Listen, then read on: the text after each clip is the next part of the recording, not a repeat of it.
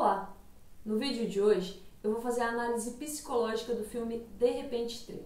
Bom, primeiramente, o filme é muito engraçado, muito divertido, mas ele esconde aspectos bem relevantes dos nossos sentimentos. Quem nunca quis ir lá dar uma olhadinha no futuro para ver o que tem lá, para ver como ficou a sua vida, para ver se as escolhas que você está fazendo aqui vão dar certo lá? Bom, filmes com essa temática de viagem no tempo despertam em nós uma curiosidade sobre as escolhas que fazemos e como elas terão resultados no futuro, positivos ou negativos. As escolhas que fizemos no passado e os resultados que elas nos trazem no presente, né, quando a pessoa volta no tempo no filme e pode então fazer escolhas sabendo onde essas escolhas vão levar ela. Então mexe com o nosso imaginário de controle do passado, do futuro, das escolhas, uma ideia de que se você pudesse viajar no tempo, você poderia fazer escolhas mais assertivas a partir dos resultados que você saberia que teriam as suas escolhas. Então mexe com essa ideia de poder controlar o nosso destino, ou, em alguns casos, quando há arrependimento de escolhas passadas, mudar o nosso passado. De qualquer forma, mexe com a nossa necessidade de controle sobre aquilo que não podemos controlar, que é a vida e as consequências que tem os nossos atos, as nossas escolhas. É uma tentativa de burlar a ideia de que nós colhemos aquilo que plantamos. No caso específico desse filme, se trata de um adolescente querendo crescer. E é interessante analisar que o desejo de crescer da criança, do adolescente, na verdade é um desejo de aproveitar dos benefícios de ser adulto, de ser dono do próprio nariz, de fazer o que quer, do dinheiro infinito que eles acham que um adulto tem para ter aquilo que quer, para fazer aquilo que quer, da disposição física que eles acreditam que o adulto tem para fazer aquilo que quer na hora que quer, e aquela vida como uma festa onde só se é feliz e realizado e que tudo é prazeroso e divertido o tempo todo.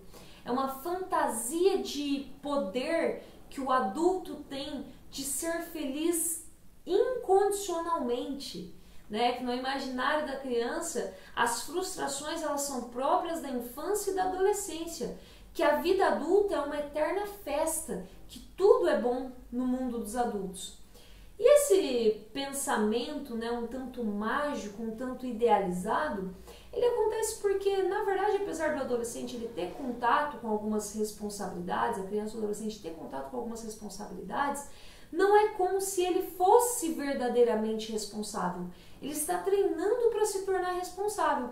Mas, por fim, ele tem alguém ali para salvá-lo diante de alguma situação que ele não consiga atingir essa responsabilidade, que ele não consiga cumprir com os seus compromissos e suas responsabilidades. Ou seja, ele tem para onde correr.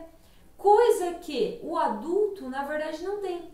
E essas realidades, né, de responsabilidade, de compromisso, é que são o ônus do bônus da vida adulta que o adolescente não consegue enxergar. Então ele idealiza a vida adulta como algo muito bom e ele deseja, ele anseia por isso desesperadamente. No ponto onde ela acorda, né, no De Repente 30, um dia ela tinha ali 13 anos e ela acorda com 30, né? Por conta daquele desejo ali que o filme traz no simbolismo. Ela desejou, o pau mágico levou ela direto para os 30 anos. Me fez pensar muito sobre o self e o falso self de Winnicott, onde o self é o seu verdadeiro eu e o falso self é a personalidade adaptada, é o personagem que você criou para se defender de alguma coisa que acabou vivendo a sua vida, que leva as pessoas a sentir que não viveram a própria vida, que não aproveitaram, que não se divertiram, que não viveram verdadeiramente. Parece que minha vida é como um filme, parece que eu não estava nem lá. Eu estava, mas parece que eu não estava. Né? Essa sensação de eu estava, que parece que eu não estava, é a sensação que indica a formação do falso self e o self, né? O verdadeiro eu, escondido. Então o personagem vive minha vida, mas meu verdadeiro eu, por alguma razão, ele não está aqui, ele não está disponível. Eu estou vivendo uma vida que não é a minha. Que é a sensação que ela tem ali simbolizada no filme, porque ela dormiu com 13 e acordou com 30. Então, ou seja, o self, né, o verdadeiro eu, dormiu com 13 e dali dos 13 até os 30, quem viveu de verdade foi o falso self. Então é um simbolismo muito bom para se compreender o que é self e falso self dentro da teoria da formação da personalidade. Aquele momento, né, que ela vai atrás daquele garoto lá, que era namoradinho, né, amigo, melhor amigo ali dela quando ela era criança, quando ela tinha 13 anos. E aí eles até dão um beijo ali, eles ficam no parque juntos, eles brincam ali, conversam, relembram. Ele fala que não fazia parte da vida dela mais e tal. Mas chega num ponto importante da relação que ela tenta chamar ele para falar assim, olha, no caso com ela não, fica comigo. Ela tenta dar uma intimada nele ali a respeito dos sentimentos dela, dos sentimentos deles, da ideia que ela, né, tinha dos dois ali, que ela começa a perceber dos dois. E é interessante que ele fala assim para ela, olha, é a família dela lá fora, um compromisso, nós temos uma vida juntos, planos juntos, propósitos juntos. Ele fala mais no sentido de compromisso. Ali dentro do cenário, ele até de repente queria ficar com ela. Mas isso me traz uma reflexão sobre quando as pessoas ficam idealizando um amor do passado.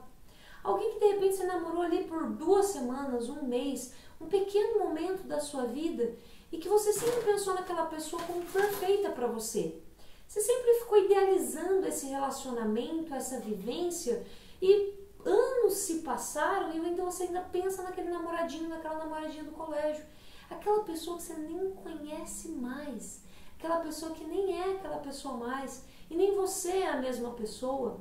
Tem uma frase que diz assim, você não pode passar 2 vezes pelo mesmo rio, porque tanto o rio quanto você já não são mais o mesmo. Da mesma forma para os relacionamentos do passado.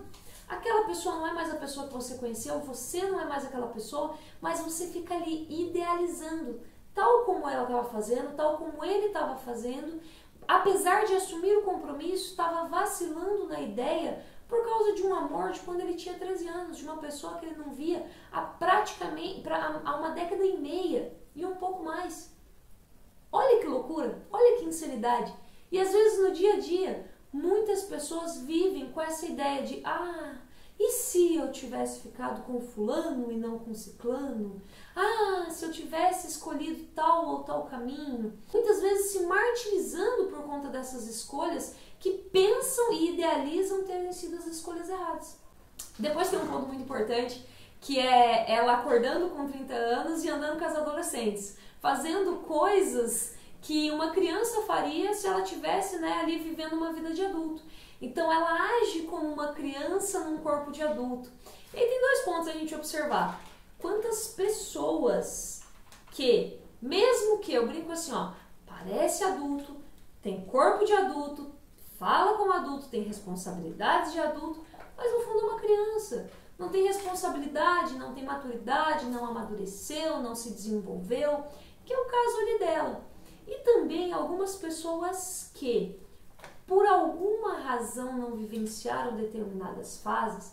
Por exemplo, um bom exemplo disso é, a menina casou muito novinha, depois ela teve os filhos, teve a família, viveu uma vida ali tranquila, regrada.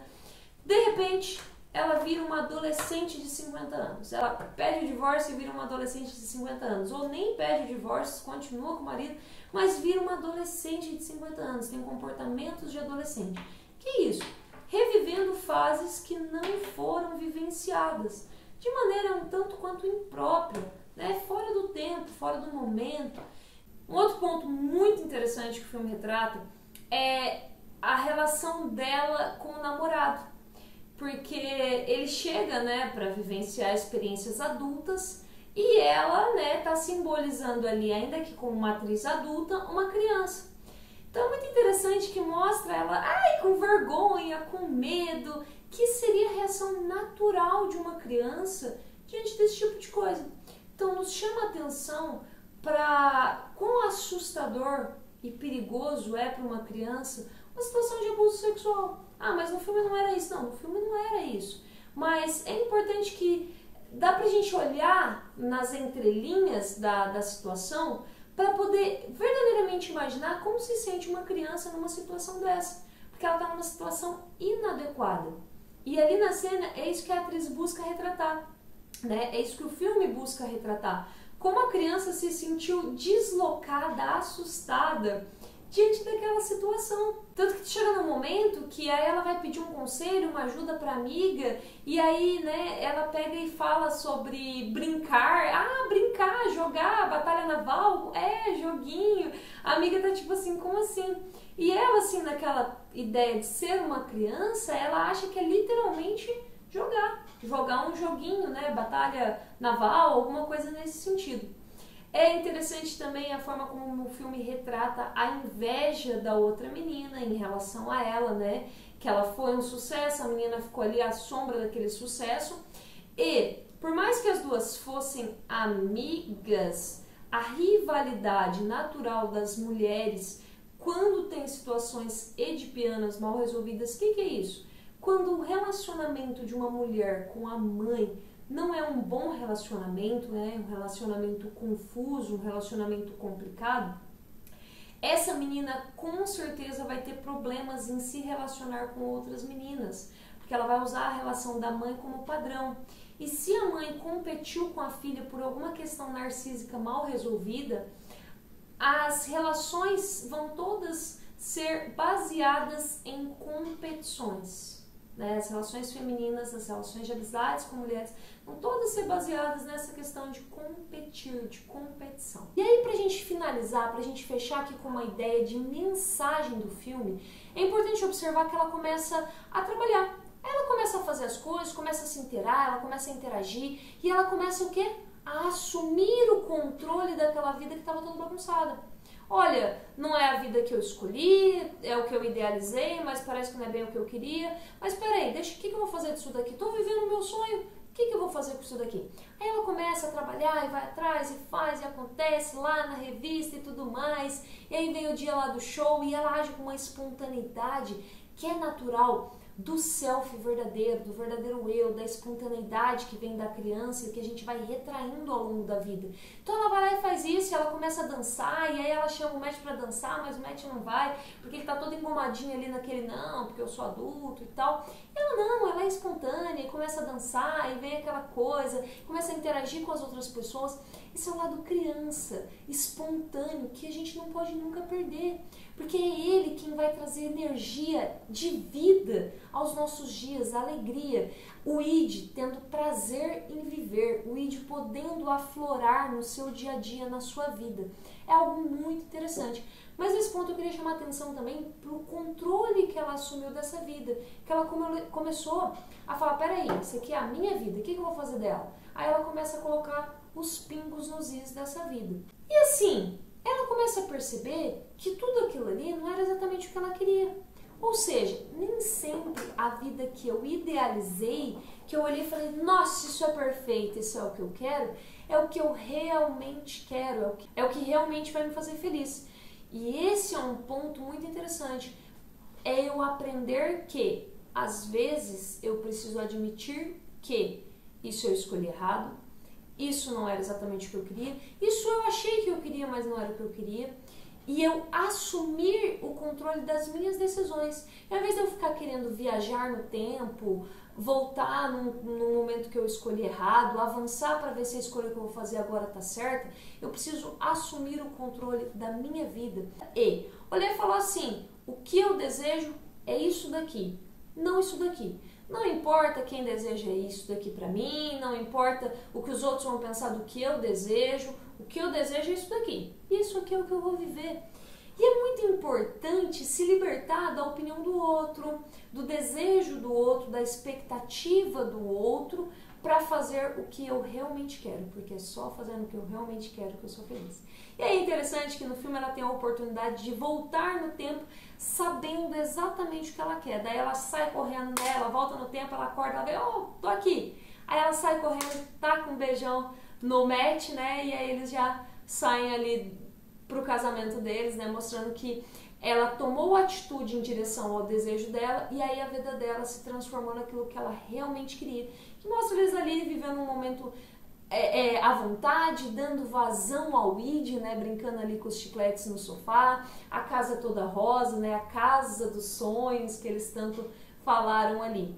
Ou seja, o filme traz uma mensagem de viva seu próprio desejo. Não fique olhando para vidas idealizadas, não deseje viver o futuro ou o passado, mas viva no presente e viva aquilo que você realmente quer viver. Viva o seu próprio desejo. E aí eu quero deixar uma pergunta para você refletir, né, dessa análise psicológica que fizemos. Você está vivendo hoje a vida que você deseja ou não é exatamente o que você quer e você está infeliz e frustrado? Para tudo tem solução. Tal como ela assumiu o controle da vida dela lá naquele momento, você também pode escolher assumir o controle da sua própria vida e direcionar a sua vida de acordo com aquilo que você realmente quer. Se você gostou desse vídeo, curte, comenta, compartilha, se inscreve no canal, ativa o sininho das notificações e faça uma sugestão de filme para eu trazer uma análise psicológica aqui para vocês.